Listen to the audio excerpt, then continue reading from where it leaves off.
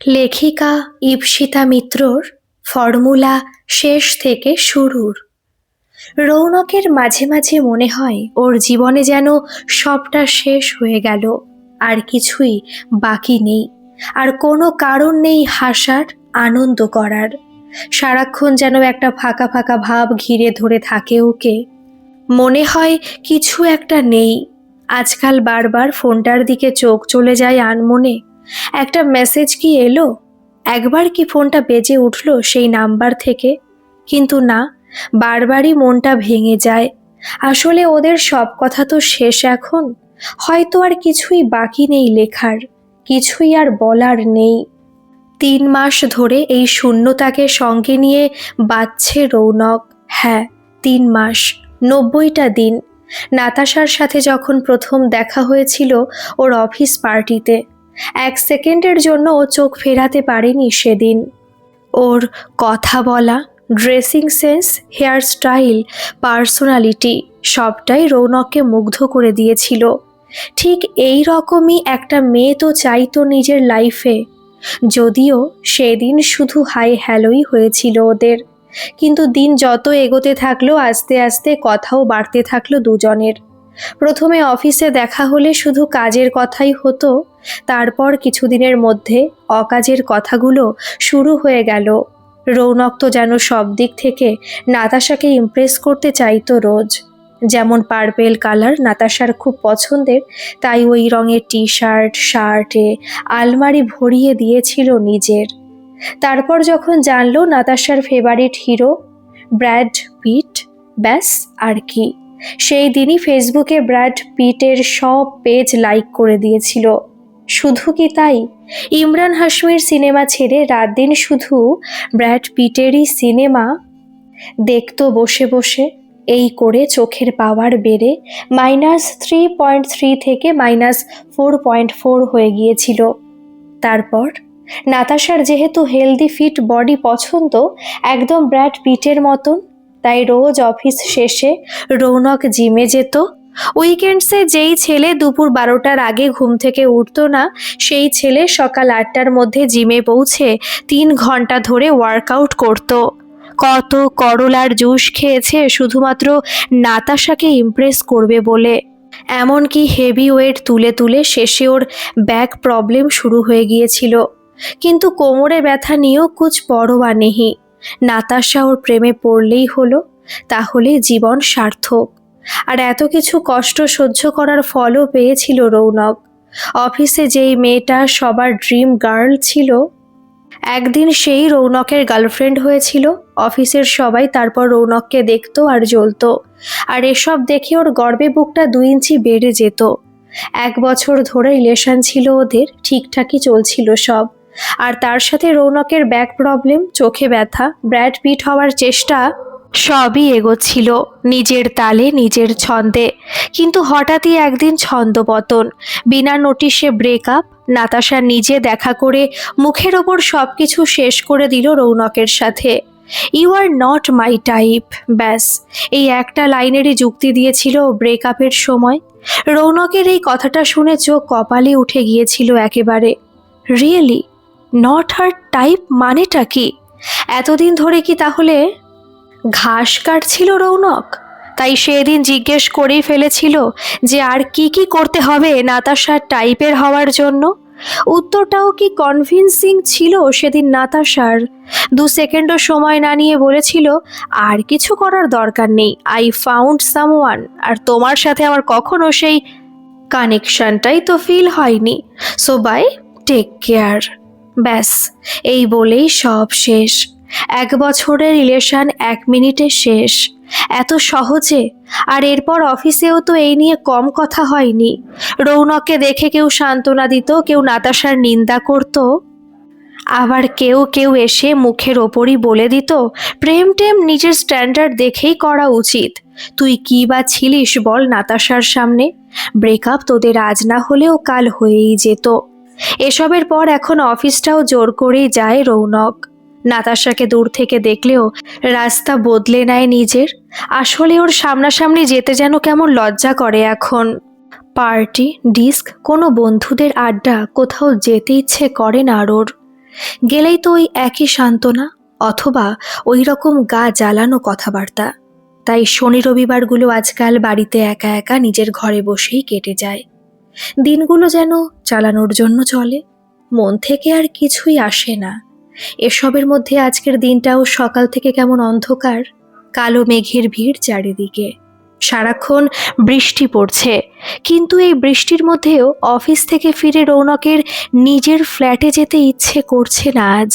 ওই বদ্ধ ঘরটা, তার থেকে মনে হচ্ছে বৃষ্টিই ভালো, একটু নয় ভিজলই এই জলে। তাই নিজের অ্যাপার্টমেন্টের সামনের গার্ডেনে বেঞ্চটাতে বসেছিল, ভিজছিল নিজের মনে। কিন্তু হঠাৎ বৃষ্টির জলটা ওর মাথার ওপর পড়া বন্ধ হয়ে গেল। চোখ তুলে দেখল একটা ছাতা ধরে নীর দাঁড়িয়ে আছে ওর পাশে।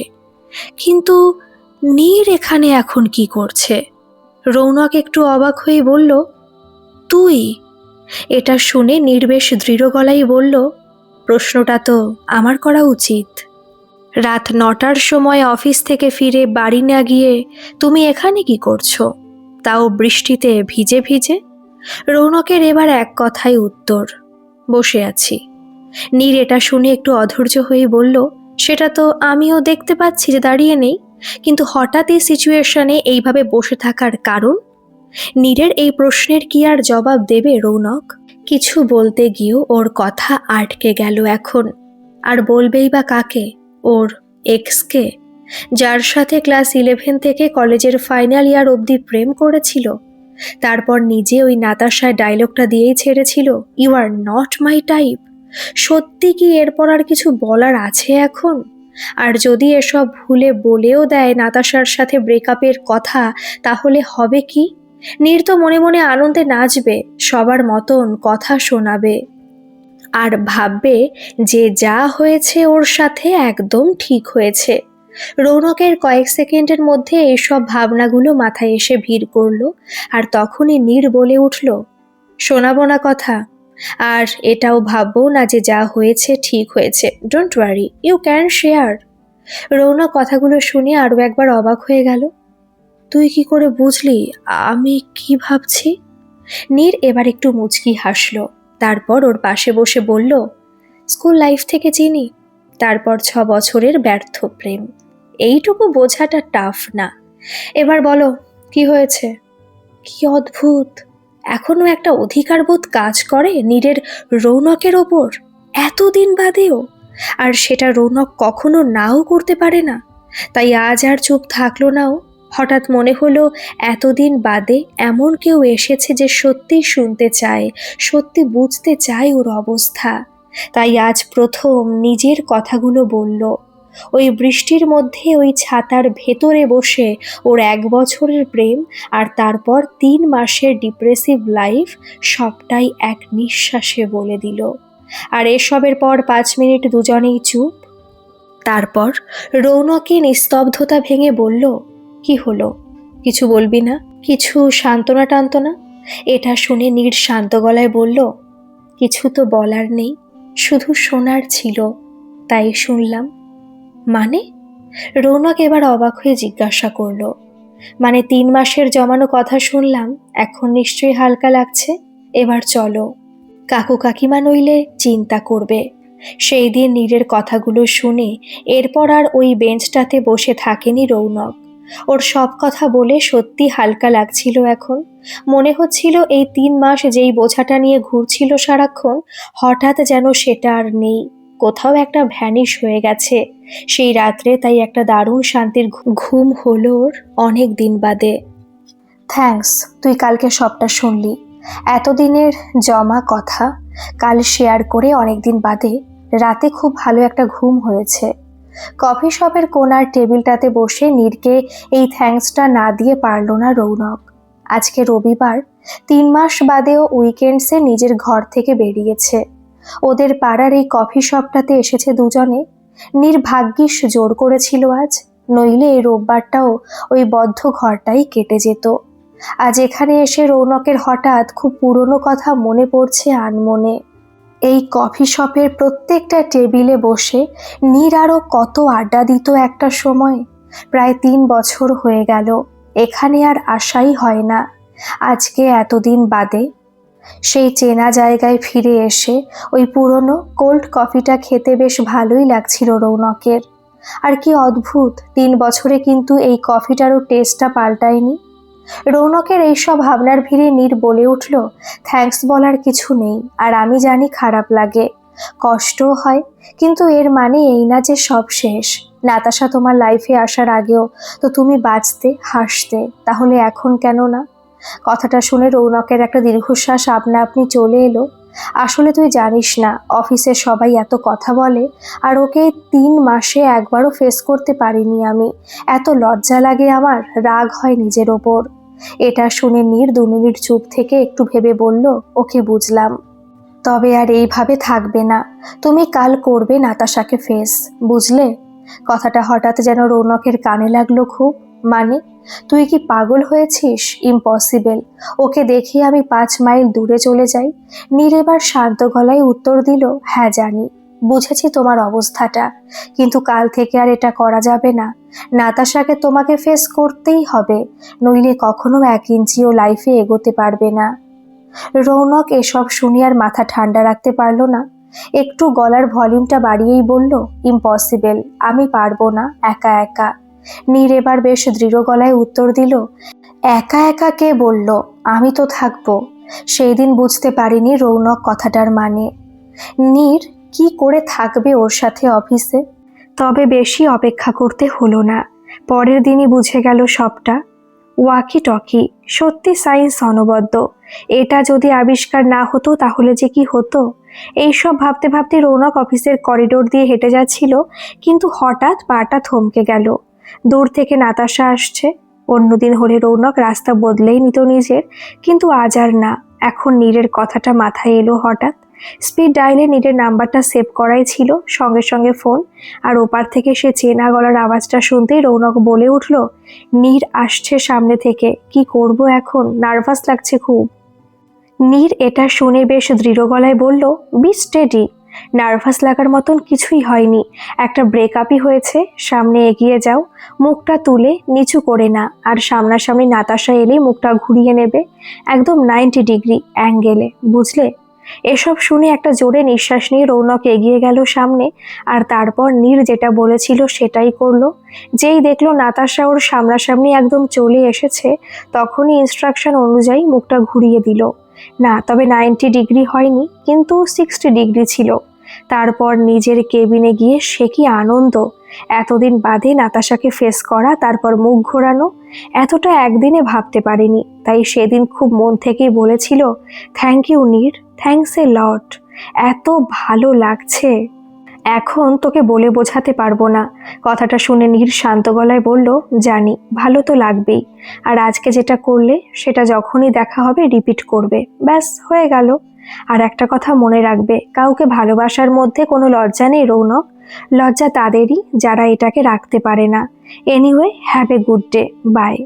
নীরের এই শেষ কথাটা হঠাৎ যেন রৌনকের ভেতর থেকে লাগলো।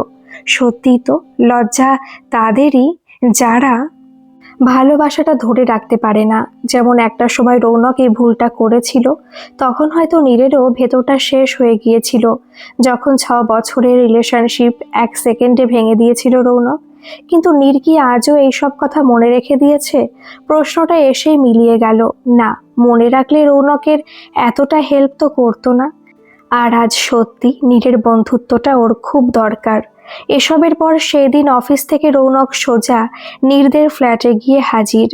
আজকাল নীরের সাথে কথা বলে এত ভালো লাগে, ছোটবেলার বন্ধুত্ব মনে হয় একেই বলে। এই সবই ভাবছিল, তখনই নীর হঠাৎ ওর ফোনটা চেয়ে বসলো। তোমার ফোনটা দাও, দরকার আছে।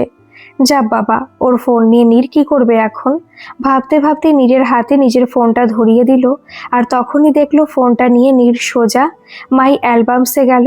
তারপর একের পর এক স্যাড সংস ডিলিট করতে শুরু করলো।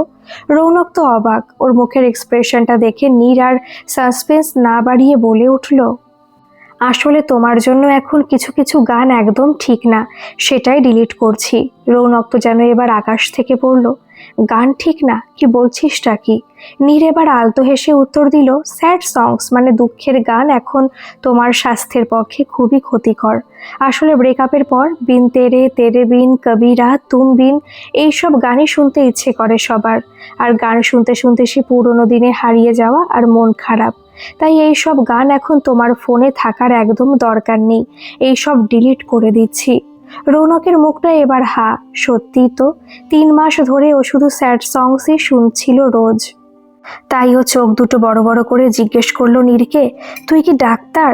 নিজেকে কেমন যেন পেশেন্ট বলে ফিল হচ্ছে। এটা শুনে নীর আর নিজের হাসিটাকে কন্ট্রোল করতে পারলো না। সেই তুমি তো পেশেন্টই। যাই হোক, গুগল থেকে তোমাকে কিছু ওষুধ দিলাম ডাউনলোড করে। মজা হি মজা, বদতামিজ দিল, অল ইজ ওয়েল। এইসব গানই এখন সকালে সন্ধে শুনবে, এতে মুড ভালো থাকবে, বুঝলে? রৌনক এসবের পর খুব বাধ্য ছেলের মতন সিরিয়াস মুখটা করে ঘাড় নেড়ে বলল, ওকে, এগুলোই শুনবো। এর মধ্যে নীরের মা সেদিন পায়েস নিয়ে হাজির। নলেন গুড়ের পায়েস একটা সময় রৌনকের খুব পছন্দের ছিল, কিন্তু এখন তো করলার রস খেতে খেতে ওই মিষ্টি পায়েসের স্বাদটাই ভুলতে বসেছে। আজ হঠাৎ পায়েসটা দেখে সে পুরনো কথা মনে পড়ে গেল। নীরকে তাই আর মনে বলে উঠল, জানিস তুই কত করলার জুসই না খেয়েছিলাম নাতাশার জন্য। আসলে ওনার ব্র্যাড পিটের মতন বয়ফ্রেন্ড চাই, এই জন্য বডি তৈরি করতে গিয়ে শেষে আমার ব্যাক প্রবলেমই শুরু হয়ে গেল। সিরিয়াসলি, এখন যদি ব্র্যাড পিটকে সামনে পাই না আমি খুনই করে দেব শিওর। নীর এবার জোরে হেসে ফেলল। না, এসব শুনে আর সিরিয়াস মুখ করে থাকা সম্ভব না। আর এটা দেখে রৌনক অন্ধকার মুখে বলল, হাসিস না হাসিস না, আমার সাধের ইমরান হাশমিকে ছেড়ে ওই ব্র্যাড পিটের কত ফিল্মসই আমাকে হজম করতে হয়েছে জাস্ট বিকজ অফ হার। নীর এবার বেশ বৈজ্ঞানিকের মতন মুখটা করে বলল, বুঝলাম। তবে সেদিন রৌনক বাড়ি ফেরার সময় হঠাৎ নীর ওর হাতে নলেন গুড়ের পায়েস ভর্তি করে একটা টিফিন কৌটো আর সমস্ত ইমরান হাশমির সিনেমার ডিভিডি ধরিয়ে দিল। রৌনক তো অবাক, একগাল হেসে বলল, ইমরান হাশমি আর নলেন গুড়ের পায়েস একসাথে? কিন্তু তোর কাছে ওর এত ফিল্মসের কালেকশন কোথা থেকে এলো? নীর এবার আলতো হেসে উত্তর দিল, তোমার সাথে একসময় প্রেম করার ফল। এবার নিজের সম্পত্তি নিজে সামলাও। মনের আনন্দে বাড়িতে গিয়ে ইমরান হাশমির কিসিং সিনস দেখো নলেন গুড়ের পায়েস খেতে খেতে। ডায়েটটা আবার কিছুদিন বাদেই নয় স্টার্ট করবে। আর একটা কথা, যদি কারোর জন্য নিজের পছন্দ অপছন্দ সবটা বদলাতে হয়, তাহলে সেটাকে ভালোবাসা বলে না, কম্প্রোমাইজ করা বলে। ভালোবাসা আর কম্প্রোমাইজের মধ্যে অনেক তফাৎ আছে। সেদিন নীরের কথাগুলো শুনে রৌনক কিছুক্ষণ থমকে দাঁড়িয়েছিল।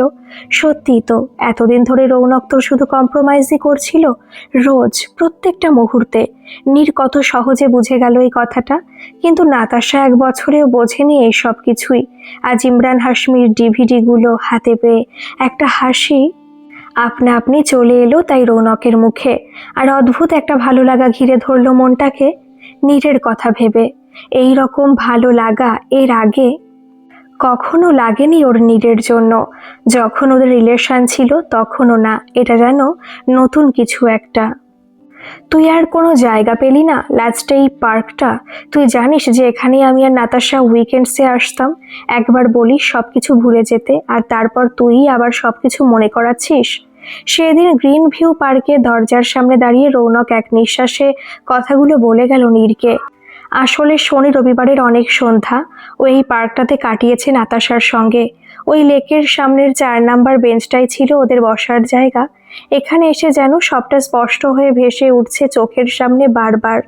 কিছুতেই বুঝতে পারছে না যে নীর ওকে এত জোর করে আজ এই পার্কটাতেই কেন নিয়ে এলো।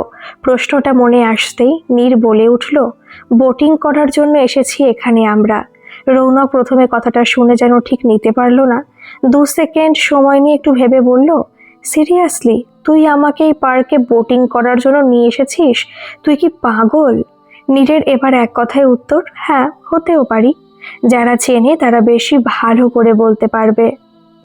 না, এবার আর ধৈর্য রাখতে পারল না রৌনক। বেশ উত্তেজিত হয়েই বলল, তুই থামবি? আমি সাঁতার জানি না, আর এত তাড়াতাড়ি মরারও শখ হয়নি আমার। যদি বোটিং করতে গিয়ে পড়ে যাই, তুই বাড়ি চল এক্ষুনি। নীর এবার অত্যন্ত নির্লিপ্তভাবে দৃঢ় গলায় বলল, বাড়ি যাওয়ার জন্য তো আসেনি, বোটিং করার জন্য এসেছি এখানে, আর সেটা করেই যাব, ব্যাস। এরপর আর 1 মিনিটও টাইম ওয়েস্ট না করে নীর টিকিট কাটতে চলে গেল। আর তারপর অত্যন্ত জোর জবরদস্তির পর অবশেষে রৌনককে বোটে উঠতে হলো প্রাণ হাতে নিয়ে। আসলে ওর ছোটবেলা থেকেই জলে ভয় লাগতো, আর আজ লেকের মাঝখানে এসে শুধু একটা কথাই মনে হচ্ছিল, পড়ে না যাই। এরপর কোনো মতে 20 মিনিট বোটিং করে প্রায় চিৎকার চেঁচামেচি ঝামেলা করার পর রৌনক বোট থেকে নামলো, আর নীরের মুখে ঝিলিক দিয়ে উঠল জয়ের হাসি। কিন্তু রাস্তায়ও এখন রৌনকের মুখ ভার। এই ভয়ঙ্কর বোটিংয়ের কথা কিছুতেই ভুলতে পারছে না ও। এর মধ্যে নীর বলে উঠল, কি হলো, কি এত গম্ভীর? তো কি হাসবো? তুই জানিস যে জলে আমার কতটা ভয় লাগে, তারপর জোর করে বোটিং করালি, কোনো মানে হয়? সত্যি যদি পড়ে টরে যেতাম, আমি আজকের এই বোটিংয়ের এক্সপিরিয়েন্স এই জীবনে কখনো ভুলবো না। কথাটা এক নিঃশ্বাসে বলে রৌনক এবার থামলো একটু দম নেওয়ার জন্য, কিন্তু এর মধ্যে খেয়াল করলো নীরের মুখে হাসি। এবার ওর পারদ আরো চড়ল, তাই বেশ রেগেই বলল, তুই হাসছিস? বোটিং করতে গিয়ে অলমোস্ট আমার হার্ট অ্যাটাক হয়ে যাচ্ছিল, আর তোর এটা মজা লাগছে? নীর এবার হাসি মুখে উত্তর দিল, সেটাই তো আমি চাইছিলাম।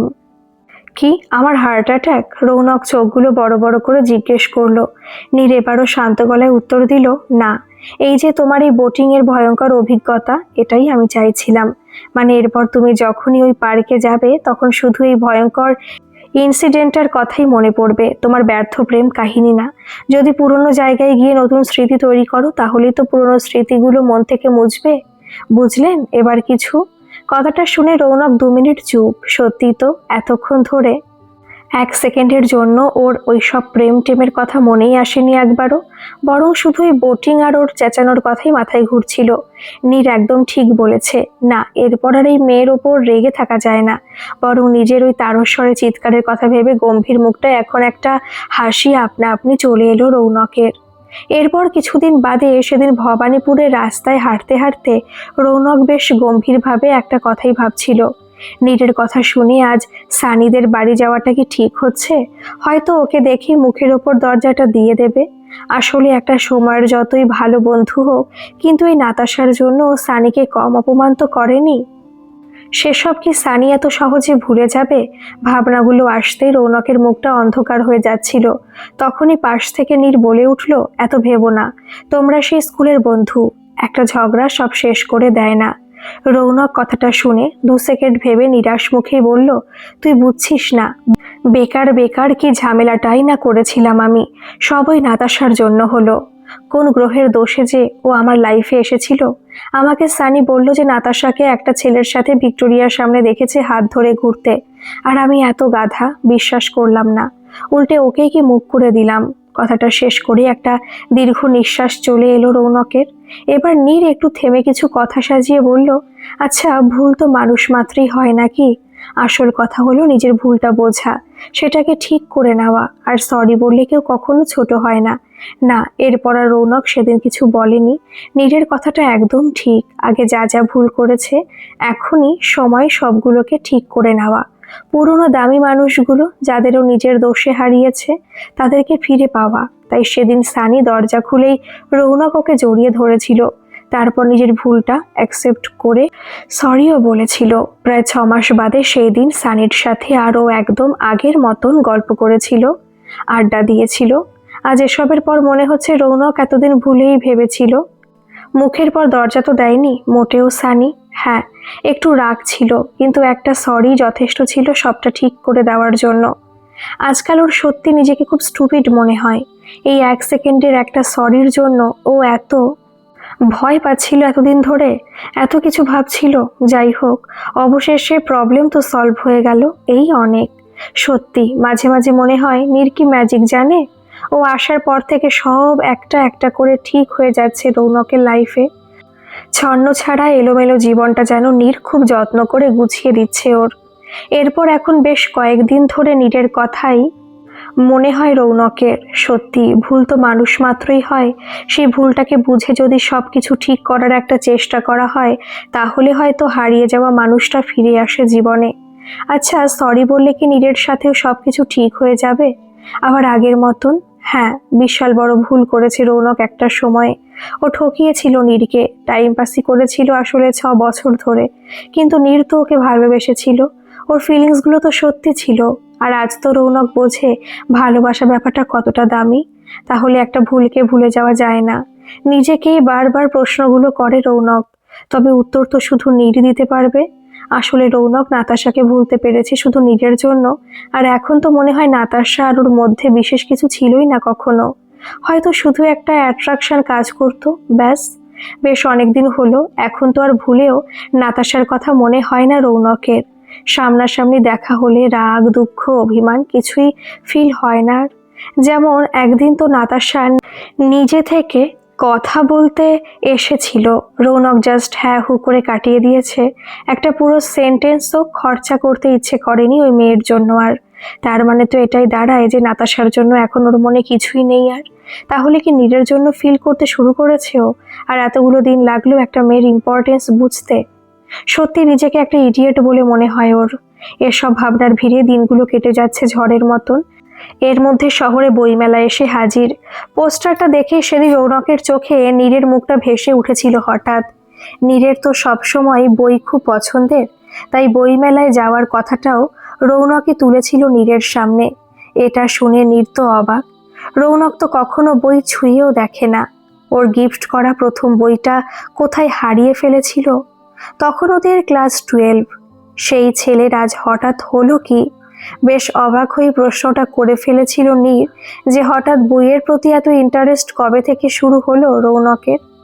সেদিন রৌনক হেসে কাটিয়ে দিয়েছিল প্রশ্নটা, মুখে আর কিছু বলেনি। তবে মনে মনে উত্তর দিয়েছিল যে সত্যি অনেক দেরি হয়ে গেছে সবটা বুঝতে, কিন্তু এরপর আর কখনো এই ভুলটা হবে না আর ইন্টারেস্ট হারাবে না রৌনক।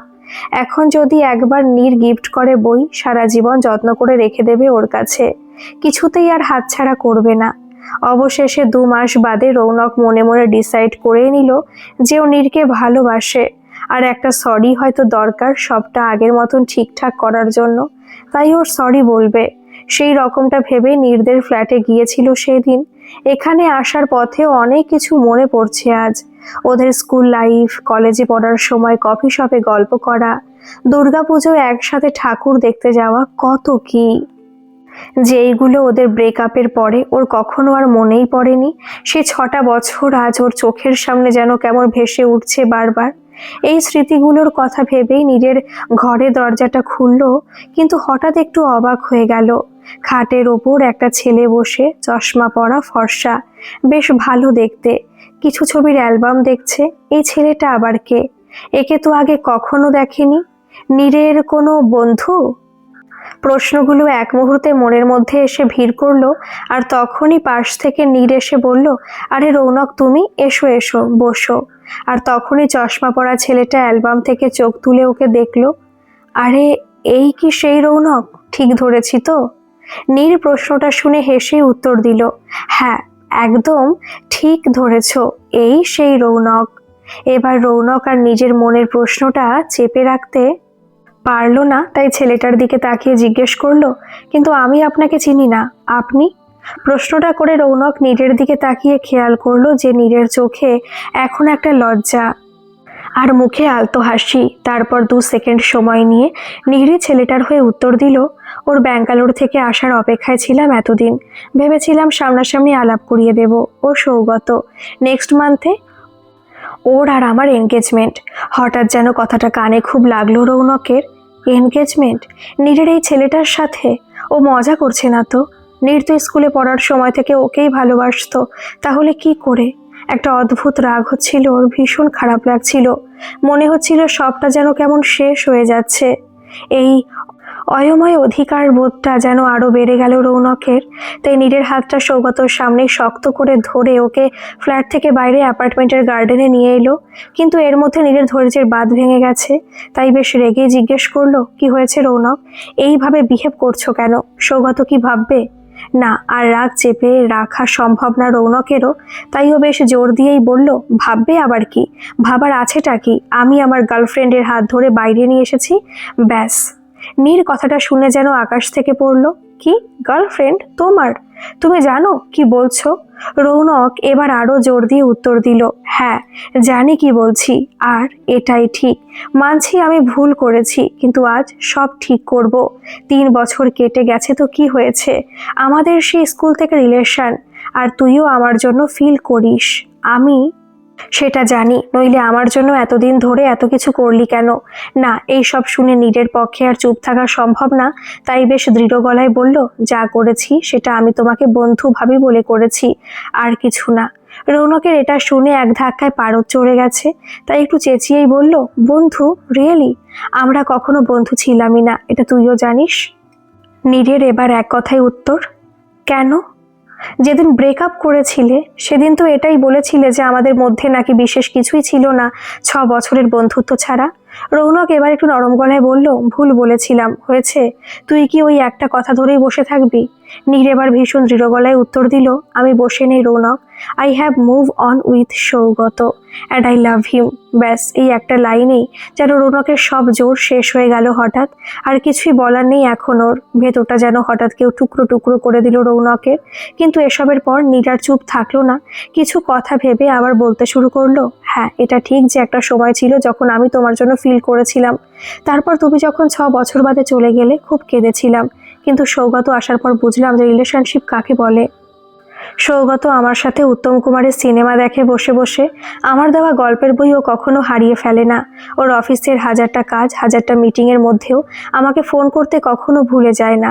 আমার সব ভালো লাগা খারাপ লাগাগুলো এখন আর শুধু আমার একার নেই, সৌগত সেগুলোকে নিজের করে নিয়েছে। অ্যাকচুয়ালি ও আসার পর আমি বুঝেছি যে আমার আর তোমার মধ্যে যেটা ছিল সেটা কখনো রিলেশন বলা যায় না, কারণ সেখানে শুধু আমি ছিলাম, তুমি কোনোদিনও চাইলেই না। আসলে আমি তো তোমার কাছে থ্যাঙ্কফুল। তুমি যদি আমাকে এভাবে ধাক্কা না দিতে তাহলে আমি বুঝতেই পারতাম না যে নিজের কাছে ইম্পর্টেন্ট হওয়া কাকে বলে। এটা বুঝতাম না যে নিজেকে খুশি রাখার দায়িত্বটা শুধু নিজেরই, অন্য কারণ না। আর সব থেকে বড় কথা, তুমি যদি আমাকে না ছাড়তে তাহলে আমি আমার লাইফে সৌগতকে পেতাম না। আর কোথাও না কোথাও এই সবের জন্যই আমি এতদিন তোমাকে হেল্প করেছি। আমি সত্যি মন থেকে চাই যে তুমি ভালো থাকো, কিন্তু এই সবের মধ্যে তুমি যে আমার জন্য ফিল করতে শুরু করবে সেটা ভাবিনি। নীরের কথাগুলো শুনে রৌনক আর দাঁড়িয়ে থাকতে পারলো না, ওর যেন শরীরের শক্তিটা হঠাৎ কমে এসেছে, তাই টোলে বসে পড়লো পাশের বেঞ্চটাতে।